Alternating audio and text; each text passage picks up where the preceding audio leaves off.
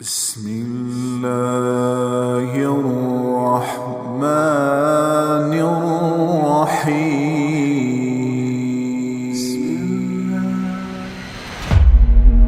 ایک شخص پوچھتا ہے کہ کیا کوئی آپ سے بھی زیادہ علم والا ہے؟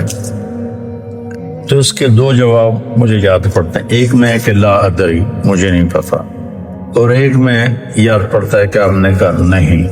دونوں میں سے جو بھی بات ہے اللہ کو پسند نہیں آئی اتنے بڑے رسول کی زبان سے. اور یہاں موسیٰ علیہ السلام کا جواب پسند نہیں آیا کہ موسیٰ، ایک میرا بندہ ہے جس کے پاس وہ علم ہے جو تیرے پاس نہیں ہے. تو موسیٰ علیہ السلام نے کہا چلو ٹھیک ہے، ہوگا کوئی. میرے اوپر تو تورات اتر چکی ہے، میں صاحب شریعت رسول ہوں، مجھے کیا ضرورت. یہ علم کی طلب ایسی چیز ہے کہ یا اللہ وہ کہاں ہے، میں نے اس سے وہ سیکھنا ہے. اب مقام موسیٰ دیکھو، موسیٰ رسول، ہارون نبی، یوشع نبی، یوں گھرے ہوئے نبوت میں. اور پھر کہہ رہا میں نے اس آدمی سے ملنا ہے. خضر علیہ السلام تکوینی نبی ہیں، نظام کائنات کو چلانے کے نبی ہیں، شریعت کے نبی نہیں ہیں، ان سے کم درجے کے. بعض تو کہتے ہیں کہ وہ نبی تھے ہی نہیں، لیکن یہ بات صحیح نہیں کہ کسی ولی کے الہام پر کسی کو قتل نہیں کیا جا سکتا. الہام پر کسی کو قتل نہیں کیا جا سکتا. وحی تھی جس پر انہوں نے بچے کو قتل فرمایا، قتل کیا. یا اللہ میں نے جانا ہے. اللہ نے کہا اچھا چلو ایک مچھلی لے لے اور زیادہ رہا، جہاں وہ مچھلی پانی میں چلی جائے وہی تیری جگہ. تو موسیٰ علیہ السلام کہتے ہیں لا ابرح حتی ابلغ مجمع البحرین او امضی حقوبا. اس سے پتہ چلا کہ علم کے حاصل کرنے کی کوئی مدت نہیں ہے. حقوبہ کا مطلب ہے ساری زندگی. حقب 80 سال کو کہتے ہیں، حقوبہ کئی 80 سال. تو مطلب یہ تھا کہ ساری زندگی مجھے چلنا پڑا اور میں اپنے قوم کی طرف پلٹ کے نہ بھی گیا تو مجھے پرواہ نہیں، لیکن میں نے اس صاحب علم کے پاس پہنچنا ہے. تو اللہ نے کہا تھا کہ وہاں جہاں مچھلی چلی جائے نا پانی میں، وہاں تیرا راستہ ہے. جب وہاں پہنچے تو آنکھ لگ گئی اور یوشع جاگ رہے تھے.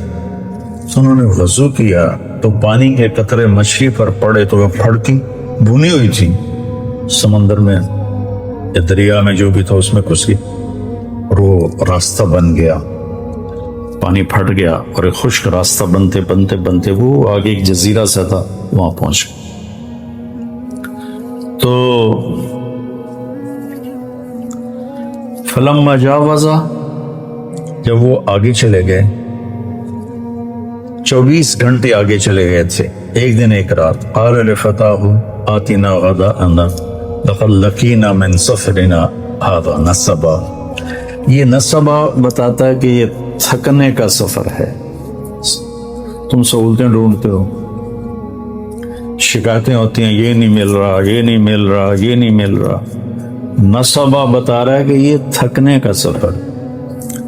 یہ ہمیں رائمن میں ہمارے استادوں نے تھکا کے لکھا ہے، ہمارے دھوئیں نکال دیا. تم ایک دن واللہ ویسا نہیں گزار سکتے ہو، سارے بھاگ جاؤ گے. شیخ رمضی کا علم یہیں رہ جائے گا، سب بھاگ جاؤ گے. اتنی مشقت دیکھی رائمن میں جس کی انتہا ہوئی. اب میں سوچتا ہوں میں خواب میں تھا جو میں اتنا کچھ برداشت کر گیا.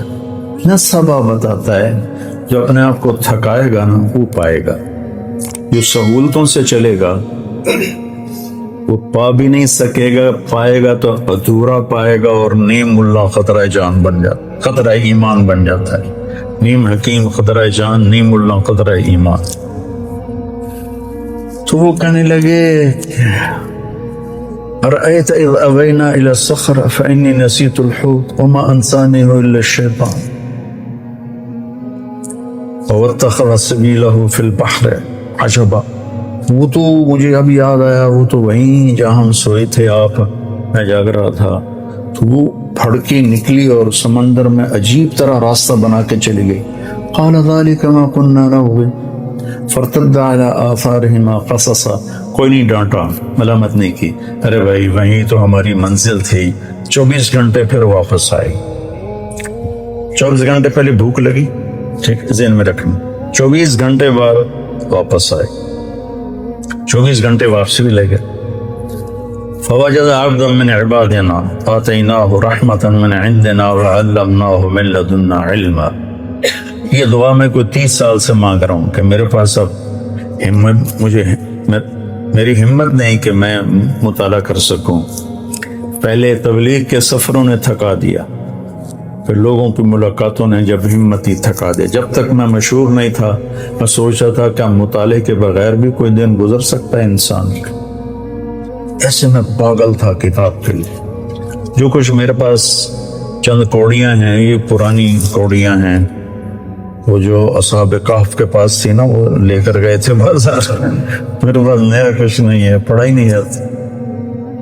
ابھی بھی لیٹے لیٹے یہ مضمون ذہن میں آیا تو آپ سے آگے بات شروع کر. تو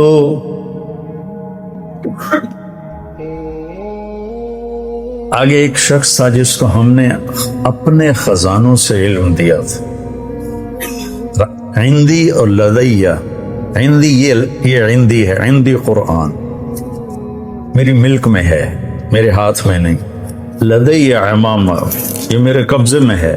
لدیہ ایسے چیز کے لیے بولا جاتا ہے، عندہ اس کے لیے بولا جاتا ہے کہ آپ کے قبضے میں ہے، آپ کے ہاتھ میں نہیں. لدیہ آپ کے قبضے میں ہے. تو من عندنا اور من لدنا رحمتاً اور من لدنا علما. تو میں روز یہ دعا مانگتا ہوں کہ یا اللہ ایک راستہ تو ابھی باقی ہے کہ تو آپ ہی دے دے مہربانی کر کے. ایک ہمارے ساتھی تھے پرائیویٹ میں فوت ہو گئے، کہتے ہوتے تھے یا اللہ کھاتے کھاتے سوتے سوتے پیتے پیتے خوشی خوشی ہنسی ہنسی ہدایت دے دے. تو میں بھی اللہ سے یہ آج کل مانگتا ہوں، کھاتے کھاتے سوتے سوتے پیتے پیتے علم دے دے. تیرے لیے تو آخری سانس تک مانگنا ہے، ملے نہ ملے تو یہ تو اس کی مرضی ہے، مانگنا تو میرے ذمہ ہے. فقیر ہوں، میں نے مانگنا ہے. تو آگے وہ ایسے چادر لے کر لیٹے ہوئے تھے، سر پہ چادر تھی. تو انہوں نے کہا السلام علیک. تو انہوں نے جواب دینے کی بجائے بڑے تنک کے کہا، یعنی بڑے تند میں، انا بارضک السلام. یہ تجھے سلام کرنے یہاں کون آ گیا؟ چادر بھی نہیں اتاری سر سے. علم کے سفر میں طالب علم جو ہوتا ہے وہ ذلیل ہوتا ہے، اور استاد جو ہوتا ہے وہ معزز ہوتا ہے. تبلیغ کے سفر میں داعی ذلیل ہوتا ہے اور مدعو معزز ہوتا ہے. میں کتنوں کے شرابیوں کے پیر پکڑے، کتنوں کے گھٹنے پکڑے، کتنوں کے آگے ہاتھ جوڑے، منتیں کی. تو انہوں نے کہا میں موسیٰ ہوں. کہ کون موسیٰ؟ کہ بنی اسرائیل والا. کہاں؟ پھر ایسے چہرے سے کپڑا اتار، نہ پانی پوچھا نہ روٹی پوچھی. مسافر ہیں، آؤ بھائی بیٹھو، کچھ کھاؤ گے، کچھ پیو گے؟ کچھ نہیں. اور موسیٰ علیہ السلام نے بھی نہیں کہا جی بھوک بڑی لگی ہے تھوڑا جی روٹی تو کھوا دے، پہلے ناشتہ کر لے پھر سبق پڑھیں گے. ہیں انہوں نے بھی اپنا مدعا رکھا. هل اتبعک علی ان تعلمنی مما علمت رشدا. هل کتنی تواضع کا لفظ ہے. وہ کہتا میں موسیٰ بنی اسرائیل ہوں، میں صاحب تورات ہوں. تو خضر صاحب تکوین ہے، لا جو تیرے پاس ہے مجھے دے. حل کیا آج سبحان. حل اتبعک آپ کی غلامی اختیار کر لو. اللہ ان تعلمنی، یا کو بھی مٹا دیا، اپنی ہستی کو مٹا دیا. مٹا دے اپنے ہستی کو اگر کچھ مرتبہ چاہے کہ دانا خاک میں مل کر گلو گلزار ہوتا ہے. اللہ ان تعلمنی، تعلمنی بھی تو کہہ سکتے تھے، تعلمنی مما علمت رشد، جو اللہ نے آپ کو علم دیا ہے تھوڑا سا مجھے مل جائے گا، میں آپ کے پیچھے چل سکتا ہوں، آپ کی شاگردی میں آ سکتا ہوں، داخلہ مل سکتا ہے؟ تو انہوں نے کہا انک لن تستطیع معی صبرا، ایسی ٹھوک کے لگائی، ایک ان اور ایک لن، انک لن تستطیع معی صبرا، پھر ایک اور ضرب لگائی وکیف تصبر علی ما لم تحط به خبرا، اتنی شدت، اور آگے ان کی اتنی ہی تواضع، ستجدنی انشاء اللہ صابرا ولا اعصی لک امرا، چھوٹی سے چھوٹی بات میں بھی آپ کی نافرمانی نہیں کروں گا، لیکن ایک مہربانی کرو مجھے داخلہ دے دو۔ یہ جو مدرسے والے شرطیں رکھتے ہیں نا، یہاں سے ثابت ہونا شروع ہو گئی کہ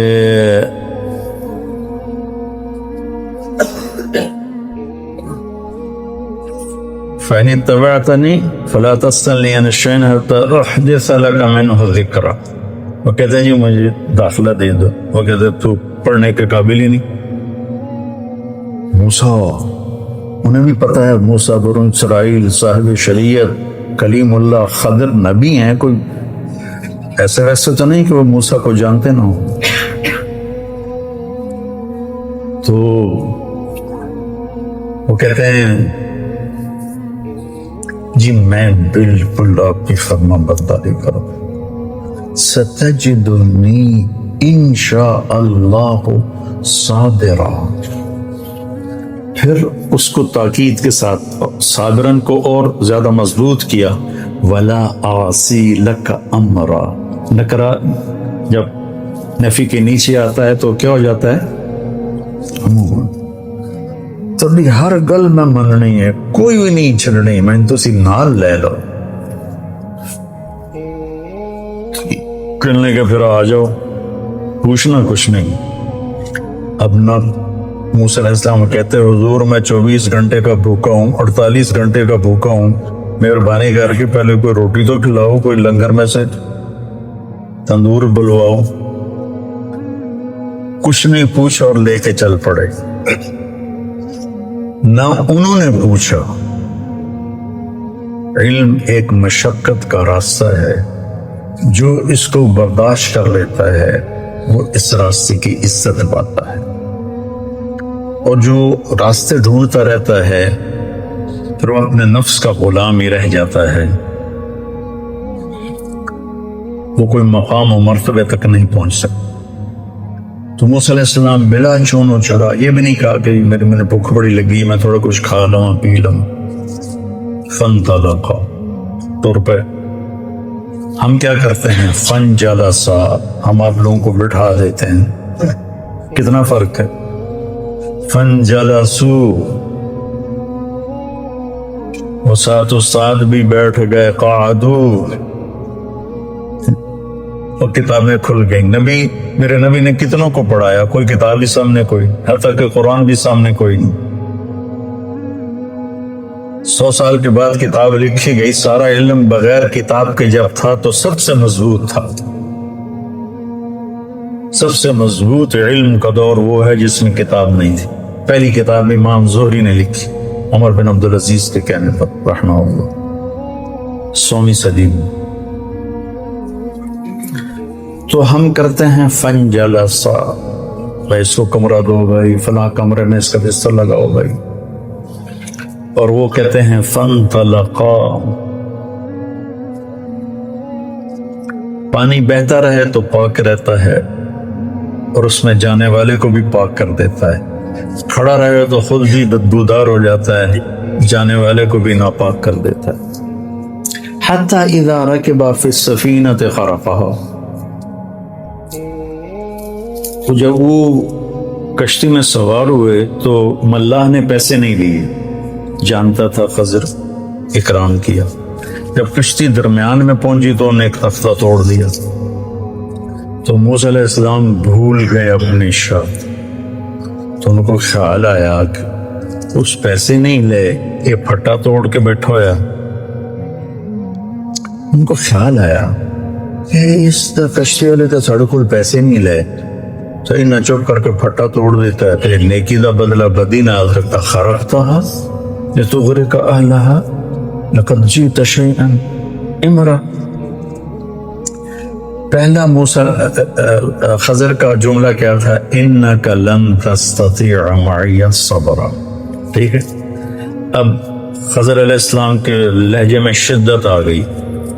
الم اقل انک لن تستطیع معی صبرا. الم اقل کا لفظ کا اضافہ معنی کا اضافے کی طرف اشارہ کر. تینوں آخیا نہ تو صبر نہیں کر سکنا، یہ لہجہ تھا. استاجی میں بھول گیا. لا تؤاخذنی بما نسیت ولا ترهقنی من امری عسرا.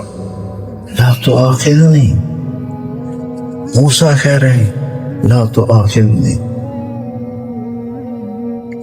اور میرے لیے کوئی نرمی فرمایا کہ اچھا ٹھیک ہے ہم نہیں بولنا کہ ٹھیک ہے. فانطلقا حتی اذا لقیا غلاما فقتلہ. اب موسیٰ علیہ السلام کو یاد تھا کہ میں نے بولنا نہیں، لیکن ایک بچے کو خضر علیہ السلام نے قتل کر دیا تو اب ان کو اپنی شریعت یاد آ گئی. شریعت میں قتل حرام ہے، اس لیے موسیٰ علیہ السلام ذرا اچھل کے بولے اقتلت نفسا بغیر نفس لقد جئت شیئا نکرا. یہ کیا کیا؟ بے قصور کی جان لے لی. تو خضر علیہ السلام کی شدت اور بڑھ گئی. انک لن تستطیع معی صبرا، یہ پہلی ڈانٹ ہے. الم اقل انک لن تستطیع معی صبرا. اب ہے الم اقل لک انک لن تستطیع معی صبرا. تینوں آنکھیں نہیں، تینوں آنکھیں نہیں، تو صبر نہیں کر سکے گا. سبحان اللہ. آگے موسیٰ علیہ السلام کی عاجزی دیکھو. ان سألتک عن شیء بعدها فلا تصاحب قد بلغت من لدنی عذرا.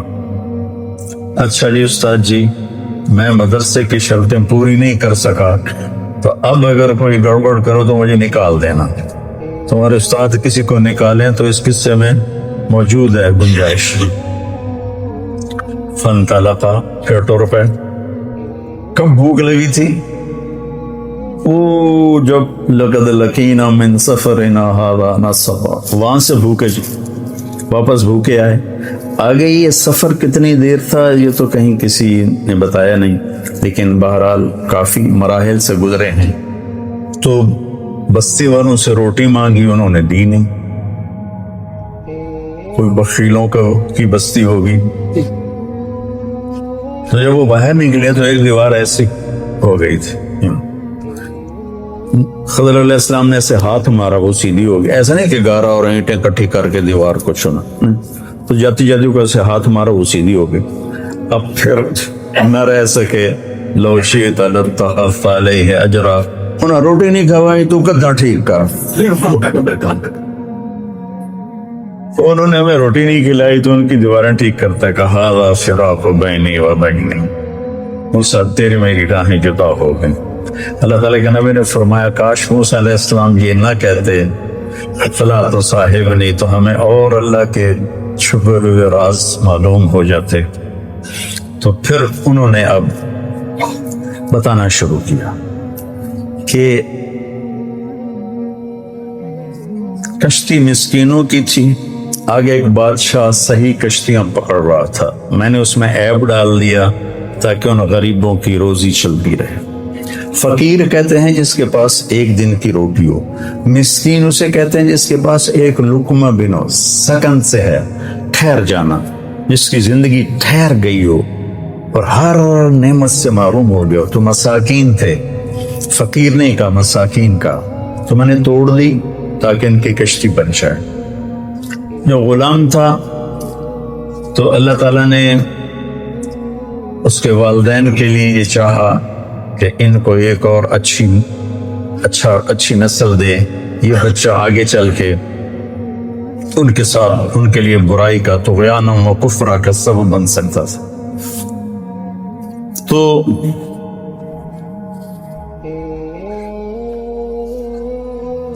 دیکھو جب کشتی کو توڑا تو کہا اردت ان اعیبھا، کشتی توڑنا ایک نامناسب بات تھی تو اس کو اپنی طرف منسوب کیا. اور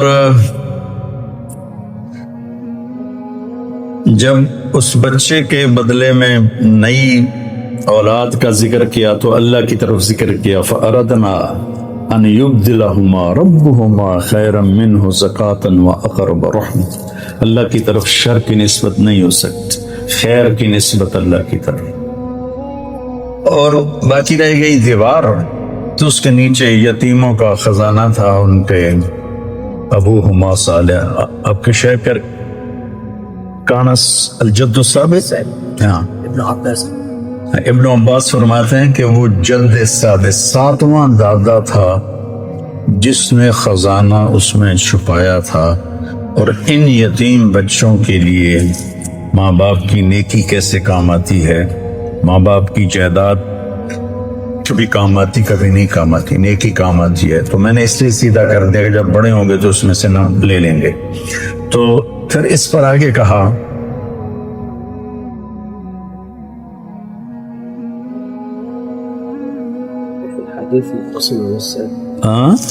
وفي الحديث وأن اللعنة مني لا تصل إلى السابع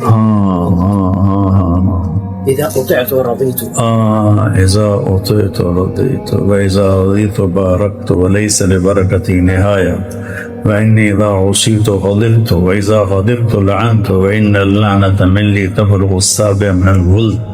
تمہارے شہد کی برکت سے 30 سال پرانی حدیث ایک لفظ انہوں نے بولا اور ایک دم کھڑکی کھل گئی. تو اب اس میں دیکھو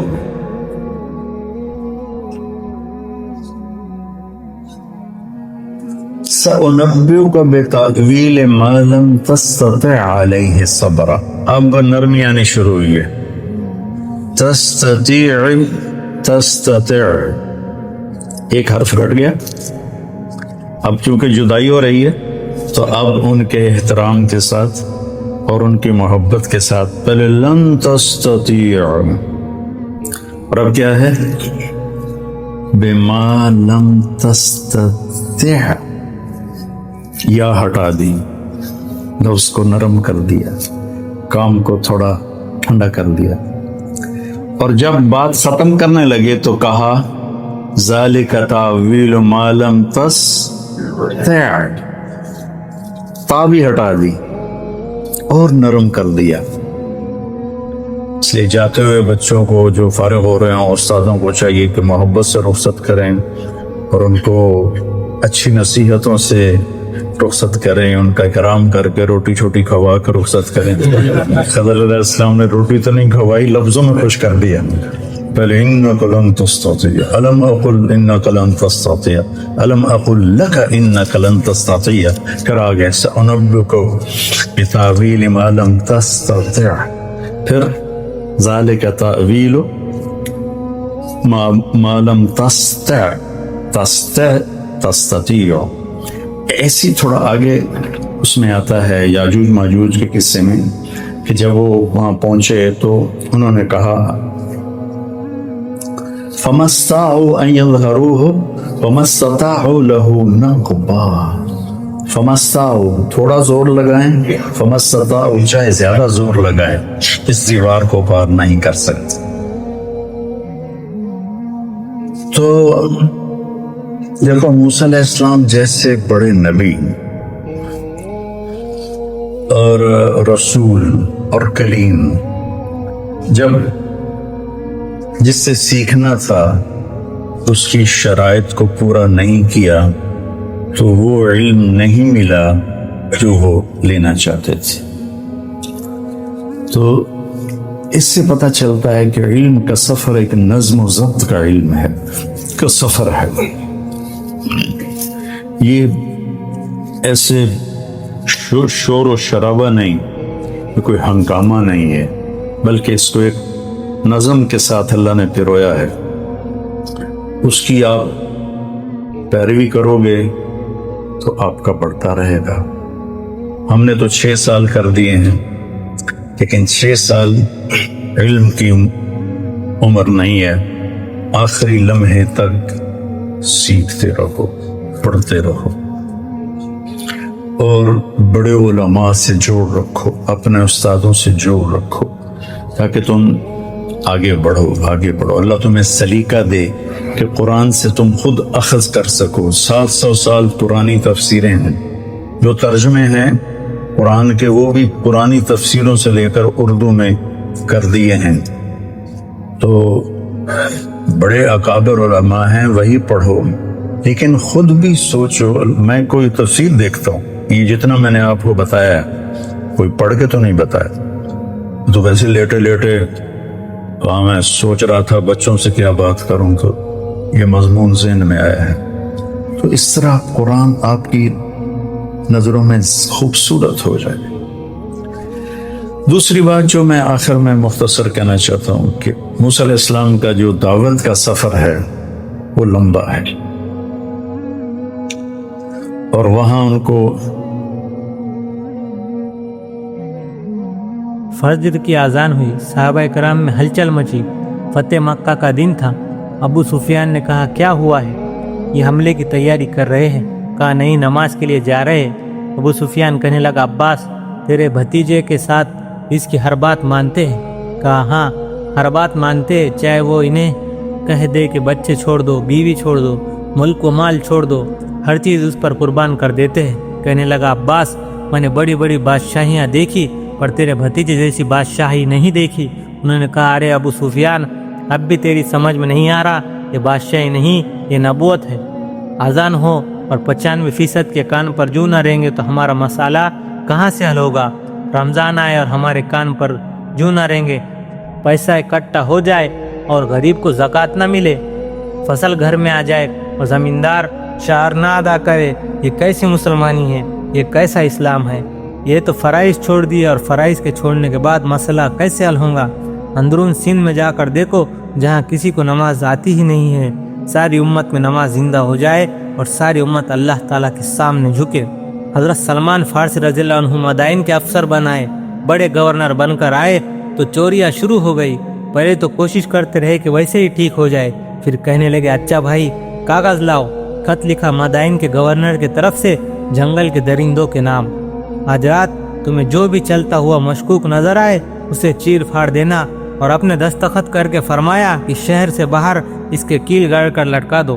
ادھر رابطہ 2 رکعت کے ذریعے اوپر اور ادھر جنگل کے درندوں کو حکم، ادھر رابطہ اوپر ہے، تار وہاں لگا ہوا ہے نا، ساری لائنیں تو اوپر سے چل رہی ہے نا، سارا کمپیوٹر تو اوپر چل رہا ہے نا، ہم تو خالی مہر ہی ہے، شطرنج کے مہروں کی طرح۔ اچھا کہا بھائی دروازہ کھلا رہے گا، شہر کا دروازہ بند نہیں ہوگا۔ جو ہی رات گزری شیر گراتے ہوئے اندر چلے آئے، کسی کو ہمت نہیں ہوئی باہر نکل سکے۔ ایک گدھے کو شیر کی کھال مل گئی، اس نے کہا لو بھائی میں شیر بن گیا۔ اب جو بستی کو چلا، لوگوں نے دیکھا کہ اتنا بڑا شیر ہے، گدھے جیسا قد، تو وہ سارے بھاگے، ارے شیر آ گیا۔ اب گدھا بڑا خوش ہوا، اس نے کہا بھائی سارے ڈر گئے، اب میں تھوڑی سی اور غرضدار آواز نکالوں گا تو یہ سارے اور ڈریں گے۔ اپنی حقیقت کو وہ بھول گیا کہ مجھے شیر والی آواز نہیں نکلیں گی، گدھے کی نکلیں گی۔ اب اس نے اپنی طرف سے زور سے آواز نکالی تو بجائے دہاڑنے کے وہ ڈھینچو کرنے لگا۔ انہوں نے کہا ارے تیرا بیڑا گرک ہو، یہ تو گدھا ہے، ڈنڈے لے کر اس کی مرمت کی۔ اب گدھے صاحب آگے آگے اور لوگ پیچھے پیچھے۔ برائی کا انجام۔ لوط علیہ السلام کی قوم میں جب وہ برا فعل پھیلا اور وہ عورتوں کو چھوڑ کر لواطت کا شکار ہوئے، اللہ جل شانہ نے لوط علیہ السلام کو بھیجا، اللہ تعالیٰ کی طرف سے بلانا شروع کیا۔ وہ ایسی بدبخت قوم تھی جنہوں نے ایسا کام شروع کیا جو اس سے پہلے کبھی کسی نے نہیں کیا تھا، اس لیے جو عذاب قوم لوط پر آیا ہے کسی قوم پر نہیں آیا، جتنے عذاب قوم لوط پر آئے ہیں کسی قوم پر نہیں آئے۔ سب سے پہلے اللہ تعالیٰ نے جبرائیل علیہ السلام کو بھیجا، ان بدبختوں کو اکھاڑو۔ انہوں نے پر کی نوک پر یوں اکھاڑا اور پہلے آسمان تک پہنچایا۔ فرشتوں نے مرغوں کی آذانیں سنی، پھر الٹا کر زمین پر پھینکا، اوپر سے پتھروں کی بارش کی اور ان کے چہرے مسک ہو گئے، آنکھیں دھس گئی۔ پھر پتھروں کی بارش ہوئی اور زمین کو نیچے کا حصہ اوپر اور اوپر کا حصہ نیچا کر دیا، پھر ہمیشہ کے لیے پانی کے عذاب میں مبتلا کر دیا۔ وہ بحرمت تو 70 میل کی جھیل ہے، اس میں کوئی جاندار زندہ نہیں رہ سکتا، تو اس میں جاتا ہے مر جاتا ہے۔ آج تک وہ اس عذاب میں چل رہے ہیں۔ کلمے کی طاقت نے قوم لوط کی طاقت کو توڑ کر رکھ دیا۔